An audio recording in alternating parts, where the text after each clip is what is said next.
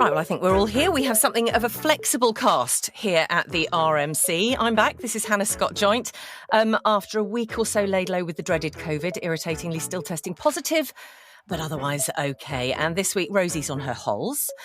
So with me are journalists Leo Devine and Amardeep Bassey. Hi, chaps. Morning. How are you? Hi, Hannah. We're very well. Well, I am. Hope you are. You all right, Amardeep? I'm just as well as Leo, thank you. Good. Welcome to this week's Religion Media Centre podcast. Leo, I was listening to last week's podcast from my sickbed. Very much enjoyed Pablo the singing goat, but I have to say he set the dog off. So thanks for that. Very healing, that was. Sorry. Yeah. It reminded me of Malcolm, this friend who's a vicar in Suffolk, who does pet services at his church, and he has a horse called Neville, and he rides Neville right into church, fully robed. That's Malcolm, not the vicar Neville. Does. Yes, absolutely. And does the service from Neville's back.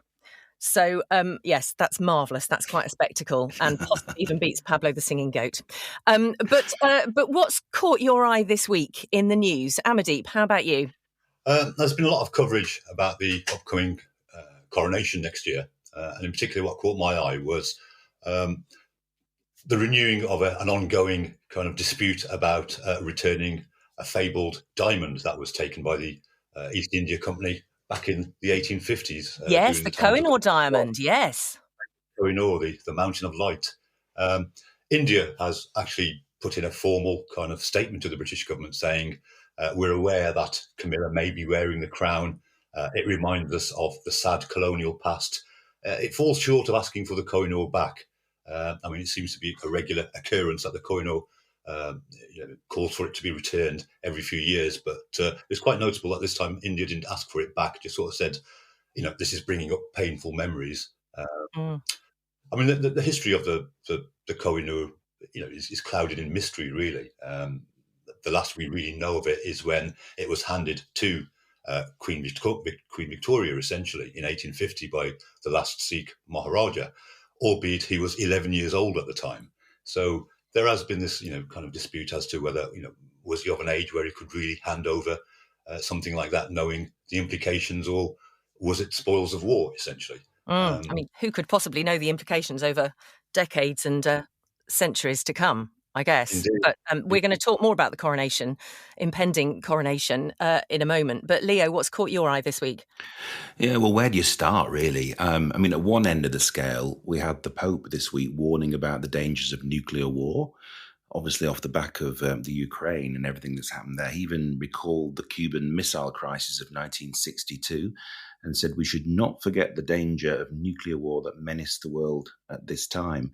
And then at the other end, the economy, you just can't avoid it, can you? And I think last week we were bemoaning the fact that faith leaders perhaps were being a bit quiet on what was happening and how people were suffering. But I know that this week, one of the faith leaders, the Bishop of Durham in the House of Lords, that's the Right Reverend Paul Butler, who said a policy of trickle-down economics renders those in poverty invisible, like Lazarus waiting to eat what fell from the rich man's table. And also I think the Bishop of Derby got involved. So we've had a few more kind of voices of dissent over this week, and from other faiths too. But there you go. Those are my two things this week. You can't avoid the economy. It's just dominating the news at the moment. Absolutely. Well, you may know that the RMC puts out a daily news bulletin, which you can have sent straight to your inbox first thing each weekday morning. If you don't subscribe already, you can do so really easily via the website, religionmediacentre.org.uk. And one story that caught my eye there midweek was about Church of England bishops having commissioned further work on what's known as the seal of the confessionals. So this is where a priest hears a confession and vows, obviously, to keep the information private. There's been all kinds of discussion on whether this should apply if someone confesses to something like sex abuse against a child, for example. And there's going to be a new working group considering the whole question again in the light of the final report that comes out next week from the independent inquiry into child sexual abuse. And the panel looking into it includes theologians, church leaders, safeguarding professionals, advisors, and hearing from survivors as well. And I was just interested in the whole question, as an Anglican, question of confession in the Anglican Church. Yeah. And I was wondering actually whether there are actually any confessionals, as in an actual structure within a church where you can make your confession, as there are in Roman Catholic churches, whether there are any still in high Anglican churches. I don't know. But I think even in Catholic churches, the idea of the confessional box has sort of died away in a lot of churches. Has it? People, That's disappointing. Someone who only sees these things in dramas. Yes, well, no, it's still there, but I mean, only speaking from my own experience. But I mean, I have to confess my ignorance. I hadn't quite realised it was even a thing in the Anglican Church, but clearly it is. Well, I mean, I read up a bit about it. I mean, it's basically available. You know, in normal services, there is a sort of corporate confession, if you like, and a corporate absolution. But you can ask for a personal confession session, if you like, from your Anglican priest. The invitation's there. A small minority do it regularly. But I found an old Anglican saying regarding it and regarding who ought to, and it's all can, some should, but none must, apparently. Yeah. So there you go. I made my first confession at 5, by the way. I had no idea what to say. What were you confessing at 5? Stole some sweets. Oh. I hope that stopped you from doing that, Liam. It did. Yeah. Shouldn't have said that. Well, as we mentioned earlier, it's been confirmed this week that King Charles will be crowned on May the 6th next year in Westminster Abbey. The service will be led, of course, by the Archbishop of Canterbury. Buckingham Palace has said in a statement it will reflect the monarch's role today and look towards the future while being rooted in long-standing traditions and pageantry. But I wonder what that means in practical terms, in terms of the actual service, and for clearly a very different looking, much more diverse Britain than was evident in 1953. So with us this week is Catherine Pepinster, journalist, editor and author of Defenders of the Faith, the British Monarchy, Religion and the Next Coronation. Ideal person to talk about this. Catherine, thank you for joining us again. Very glad that you're part of us. And Dr. Azim Ahmed, Deputy Director at the Centre for the Study of Islam in the UK and Secretary General of the Muslim Council of Wales. And Azim, you played a part in the memorial service for the Queen at Llandaff Cathedral a week after her death, didn't you, saying one of the prayers along with representatives from other faith groups. So how was that for you, being part of that service? I think it was all a bit of a blur, not just because it was organised within something like 36 hours from phone call to being there. But I think also it felt, for me at least, and I think for others who kind of, were watching, it did feel quite historic for Islam to be on a stage like that, for it to be recognized at a level like that. And also, I was alongside some colleagues who from a very strong Welsh language background. And the inclusion of Welsh in the ceremony also felt very significant. So I think many of us, were very keenly aware of how much Britain had changed since the Queen was coronated and to King Charles's period. And just thinking about how it's not just about religious diversity increasing, but also recognition of minority languages and diversity within the country itself. So it did feel significant and it did feel historic, yeah. Absolutely. Catherine, we know, of course, of King Charles's huge respect for and really good knowledge of other faith groups. But of course, he will still take the coronation oath, won't he? Which includes maintaining the Church of England. Yes, that's right. And the fact that he takes that oath emphasises the way in which the Church of England settlement is intertwined in this country with the state, with the law of this land. They are locked together, and that becomes really apparent at the coronation. It's also an Anglican service, and so the Church of England will be very present, very dominant, you could say. The coronation is something which, as the statement from Buckingham Palace said, is rooted in tradition, but it isn't set in stone. So we have aspects of the coronation which go back to 973 and the crowning of King Edgar, but it has changed over the years. It hasn't been the same because we've got that black and white footage of the coronation in 1953. I think a lot of people assume that all coronations have been exactly the same, and that's the template. But there are certain things that are always included, but they do chop and change it around. And so it's entirely possible to change it. There isn't a ban on development at all. It's going to be shorter, I think, Catherine, isn't it? This year, I think I've read. Well, that's been speculation that it's going to be shorter. What Buckingham Palace said this week did not include them saying it will be shorter, but that has been suggested.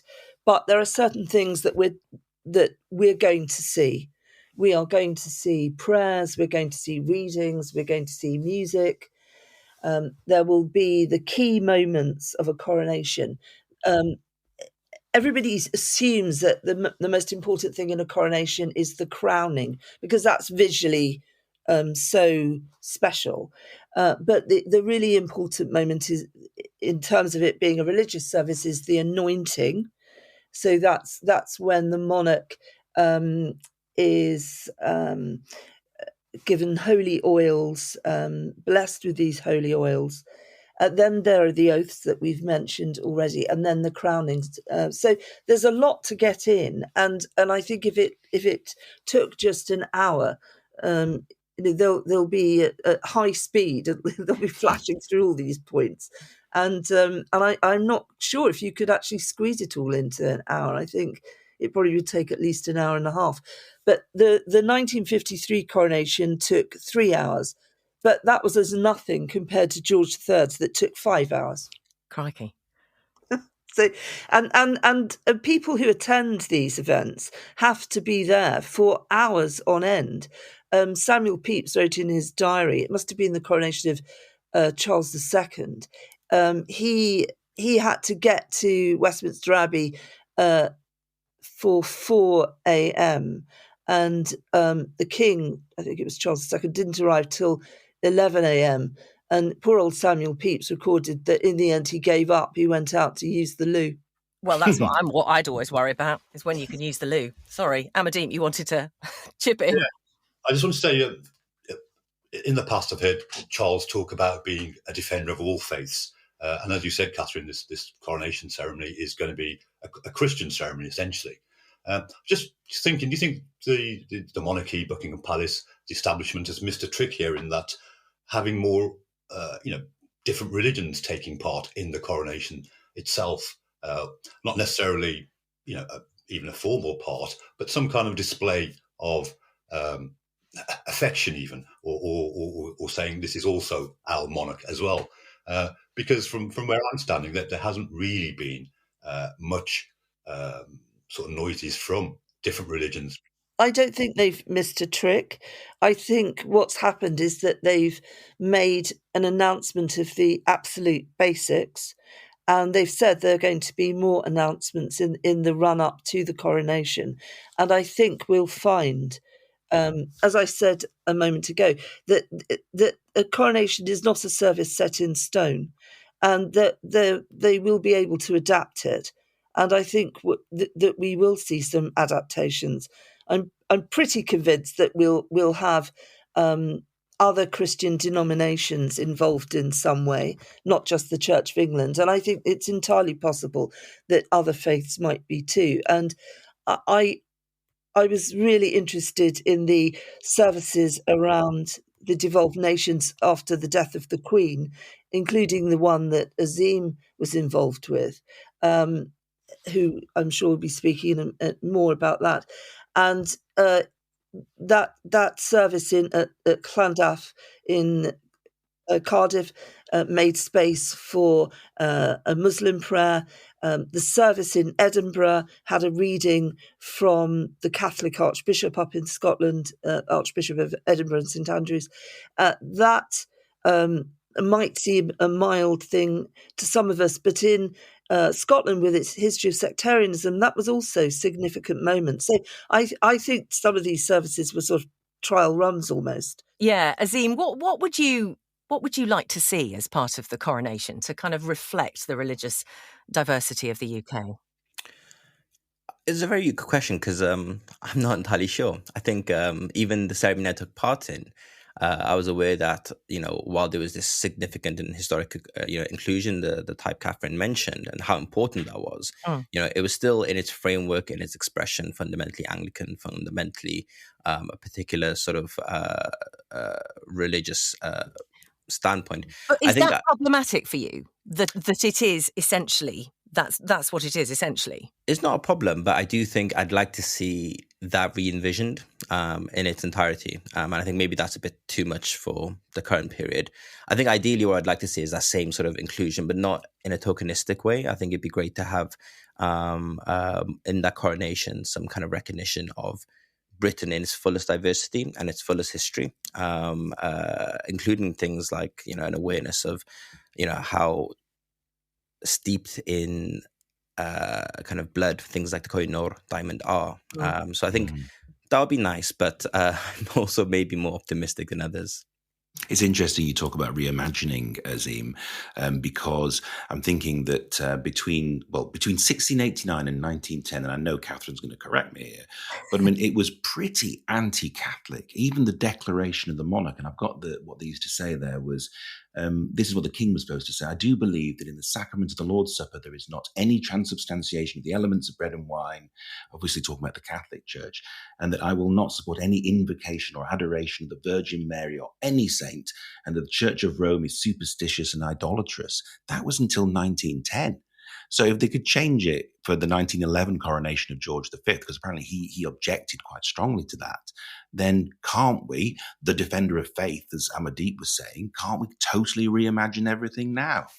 Yes, you're right. In fact, Leo, Edward VII had also objected to some of that language, but for his coronation, they said there wasn't quite time to change it, so it didn't get properly changed till George V's. So yes, they can change things, but I don't think there's going to be a wholesale reimagining.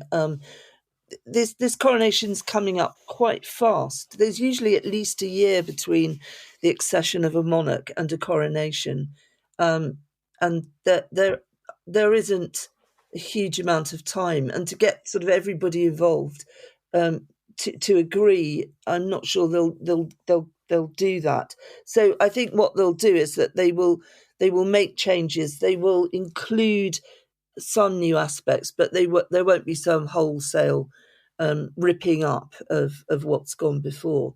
Anyway, the people organising this would say if you rip it up completely and you didn't have the anointing and you didn't have the oaths and you didn't have the crowning, it wouldn't be a coronation service. So who knows? One thing that has been speculated on, and we haven't yet heard anything about this, is whether there might be some second event, a more secular event in Westminster Hall. That's been discussed at times over the years, but so far we've heard nothing about that, because while there are people of different faiths who are expressing views, of course, what we also have got are a lot of people of no faith in this country, and some of those don't like the idea of a religious ceremony at all. Yeah. Catherine, thank you so much for joining us to talk about that. We are very grateful for your expertise on this, and no doubt we will talk to you again between now and May the 6th. But Azim, do stay with us as we introduce a friend of yours, I think. Leo, over to you. Yeah, an interesting report this week. The Ayan Institute, an independent Muslim think tank based in London, has published a major new report entitled Ummah at the Margins, the Past, Present and Future of Muslim Minorities. Now, the report sets out a global agenda for Muslim minorities. Over a fifth of Muslims, some 400 million people, live as minorities today in different parts of the world. The report's been authored by its research director at the Ayan Institute, Yahya Birt, and I'm pleased to say he's with us today as well for our podcast. Yahya, hello and welcome to our podcast. Hello, good morning. The report, it's detailed, obviously, and meticulously researched. Can you explain a bit for us what it means and what you were trying to say? Well, it is an ambitious report and it covers a lot of ground. It's hard to pick out headlines for for a podcast like this, but essentially, from our perspective, it was a kind of scoping report because we want it to be a strand of research going forward. So we were sort of laying out the ground, not only empirically, but also conceptually. Basically, in a nutshell, the reason why we did the report is because we saw that the way in which Muslim minorities were being treated in the world, they have no champions, really. Alternatively, where minorities are suffering, they tend to get caught into interstate rivalries, particularly between superpowers. And so it's very difficult for leverage to be built to champion their cause in a kind of non-aligned way, if I can put it that way. Let's take China, for instance. We're obviously terribly concerned about what is happening with the Uyghur population of some 12 million. But one of the problems that we have is that the kind of diasporic Uyghur lobby is really tightly in the control of two nation states, really. One is the Americans and the other are the Turks. And what the Americans want to disrupt China's Belt and Road expansion, which is economically very important for the Middle East and the greater wider Muslim world. And the Turks are interested in a kind of a greater Turkestan and are pushing for separatism. Now the thing is that when you're pursuing a human rights cause, you don't necessarily want to align with those lobbies in an uncritical way. You want to pursue the case on its own merits. So for minorities, if they're mobilized, Muslim minorities are mobilized on an issue like that, they don't want to be mobilized through geopolitical structures in that way. And so it's about having a critical conversation about how they can work effectively outside of interstate rivalries. The other thing I would say is that Muslim global politics is incredibly complicated. We've got 50 Muslim majority nation states, and we've got dozens of minorities around the world. And the way that they interlock and don't interlock, it's sort of like five-dimensional chess. Nobody can claim to be on top of it, and so it's incredibly difficult when these sort of big problems like what's happening in India, there are multiple actors with multiple interests at play. So trying to get a principled handle on it is extremely difficult. Yahya, can I just ask how many Muslims live as minorities? Okay, so about over 400 million.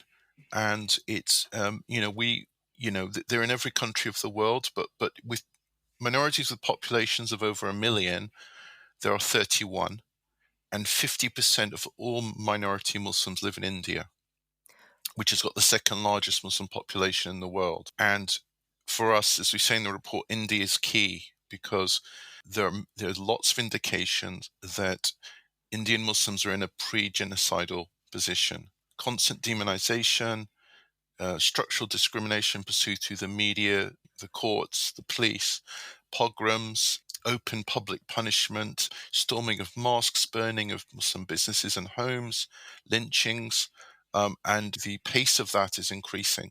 But there's no really strong coordinated effort internationally to confront the Indian government over this. There isn't really a single champion, because I think India is a growing economy and there's a lot of interest in Indian business. I think that's the fundamental reason.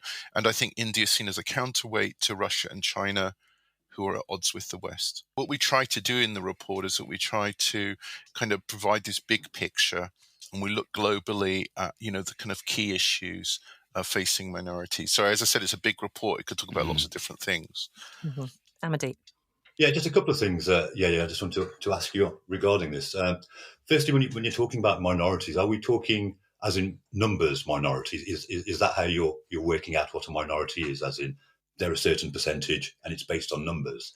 And secondly, you talked about these minorities being used almost as political footballs by bigger superpowers or people with their own, or states with their own vested interests, and that you will, sort of give these minorities some leverage. I just wanted to sort of ask, where would this leverage come from? What kind of leverage would the Ayaan Institute have, for these minority Muslims? Minority, yes. There's a numerical dimension to it, but also we in the report talk about minority as a political concept. So as far as Muslim minorities are concerned, there are two trajectories for that. One is the kind of European idea of going back to the Treaty of Westphalia in the 17th century. Minorities are loyal to the bounded nation state.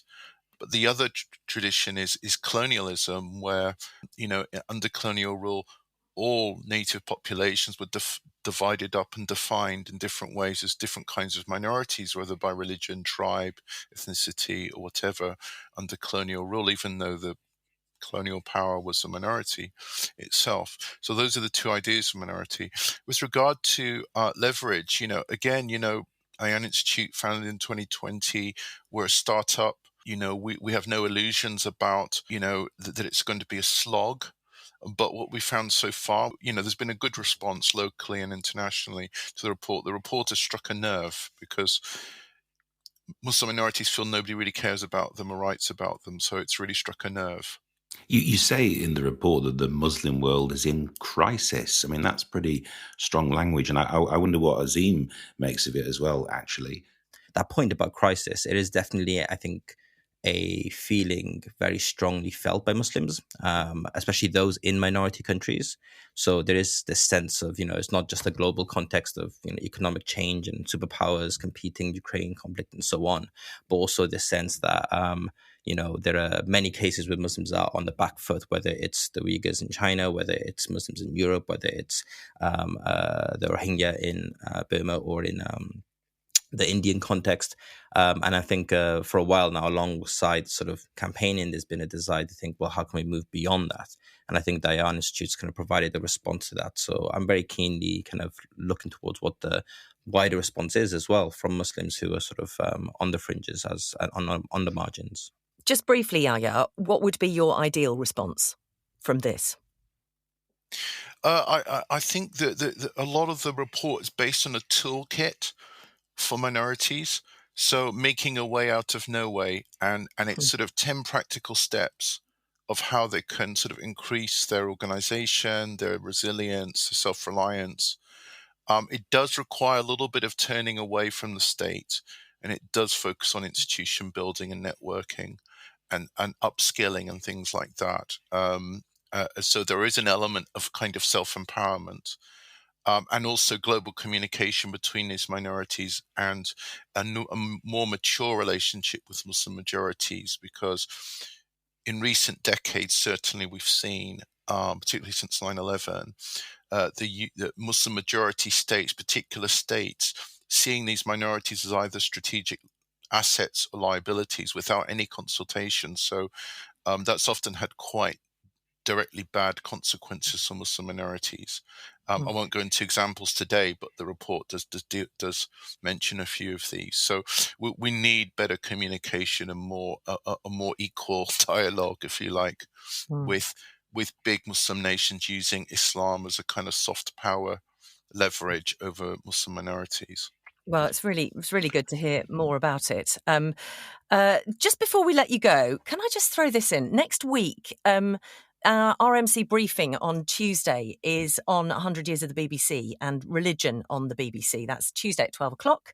There's info about it on the RMC website. So I hope lots of people will join in on that. But Yahya, your dad was Director General of the BBC, wasn't he, in the 1990s? Oh, a long time ago. It is a long time ago. But while I've got you, I just thought, I mean, I know you were an adult by then, but there must have been some perks to being the DG's son. Come on, did you go to anything? Was there anything that stood out for you? Come on. We used to go backstage. We used to go to stuff, and we used to meet people. I was a big Doctor Who nerd, so for me, I guess you're talking my language now, Yahya. The big thing was meeting Doctor Who. Who was the Doctor? That was the question I was going to ask. I think it was David Tennant, because my dad got tickets for the kids who were big Doctor Who fans at that moment. And, you see, good. Yeah. I'm very glad there should be perks, frankly. Fantastic, fantastic. Leo, Any quirks from you this week? Quirks. Well, do you know what? This story's been around for a few weeks, but I hadn't seen it. It's been bizarrely claimed that Jesus invented cricket. Did you know that? No, I didn't know that. Yeah, apparently. That's come out of left field. Yeah, there you go. Armenian professor Dr. Abraham Terian found a manuscript in the library of the Armenian Patriarchate of Jerusalem. And actually, you know the Gnostic Gospels. So there are certain Gospels which were accepted by the church and others that weren't. So it's an 8th century document that relates to a much older Gnostic gospel about the infancy of Jesus. And it talks about him playing bat and balls with children. So there you go. So Jesus invented cricket. And very quickly, did you know that the smallest army in the world's smallest state is on a major recruitment drive? Do you know where that is? No.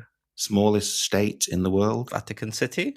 Vatican City, Azim. 10 points to you. So actually, they need to get 25 more guards. You have to be between 18 and 25. And be prepared to wear that magnificent outfit. Yeah. And you have to be 5'7". So I'm 6'2", but I'm actually more than double the maximum age. Oh, I'm so sorry about that. And you have to be Swiss. So I'm kind of marked out of that. But I just thought 23% increase. And I wonder why that is. Very interesting. Catherine, do you know why they're increasing the guard, the Swiss guard?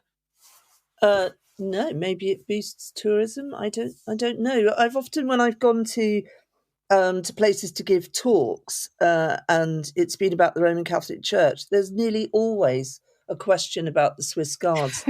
It's something that people really connect with the Vatican and going to St. Peter's in Rome. Well, it's great gear. If you've seen it, it's great gear. Magnificent gear. Great, You've got to say there you that. go. That's my quirk. Thank you. Loving your quirks this week. Thank you to everyone who's joined us this week. Yahya, Birt, Azim, Ahmed and Catherine Pepinster. That's this week's Religion Media Centre podcast. Do let us know what you think. Share it widely. From Leo, Amardeep and myself, thanks for spending some time with us. We'll be back next Friday. Bye for now.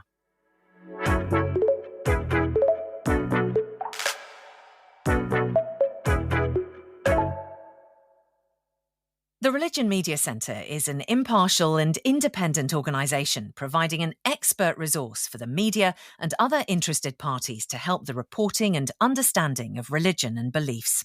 You can find news, fact sheets, briefings and lots more on the website at religionmediacentre.org.uk, where you can also sign up for a daily roundup of stories about religion and belief from the UK and around the world straight to your inbox. If you'd like to support the podcast and the work we do, contributions are very welcome. Thank you if you do, have or will. It all helps us continue to tell the stories that matter, and it's hugely appreciated.